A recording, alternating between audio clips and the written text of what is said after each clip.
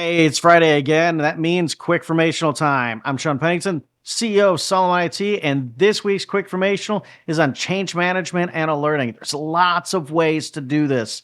There's lots of software out there to do some of it. There's very little software out there that can do all of it. So you have to be very careful what you use and how you use it, and to the extent, because it can add up quick and it doesn't all do what you necessarily need it to do. So there's lots of pieces of software out there. We do some network monitoring with ours. We do change and alerting. And we've got 2 or 3 different pieces of software that we wrap into our change management and alerting and log collection software so that we can manage our clients. But one of the big ones that we've always looked for is DNS monitoring. The reason being is that, as we discussed before, DNS is something that a lot of hosting companies or web developers don't do a great job at. They can code a website to the nth degree far more and far better than what I could ever imagine.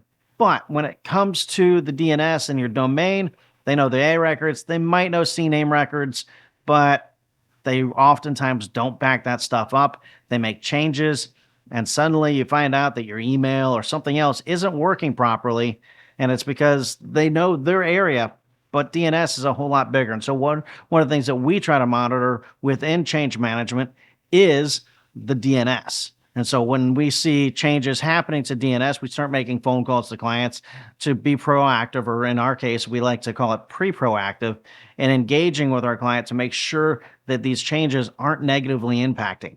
Change management alerting is very important because it allows companies, MSPs, to be proactive in responding to things before clients realize that there's an issue going on, and be able to head it off and fix it before it becomes a catastrophe.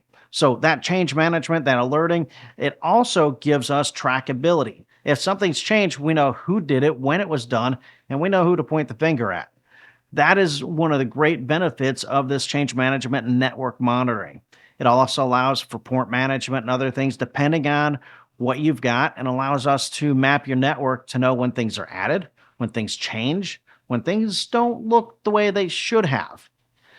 It's very important to have these components, but there's absolutely nobody who does all of them. I hate to say it because I have looked, but you get a few pieces of software that you know, that you trust, and they can do a lot of it, if not all of it, between 2 or 3 pieces of software. So again, change management and alerting, network monitoring, these are all kind of wrapped up into the same area.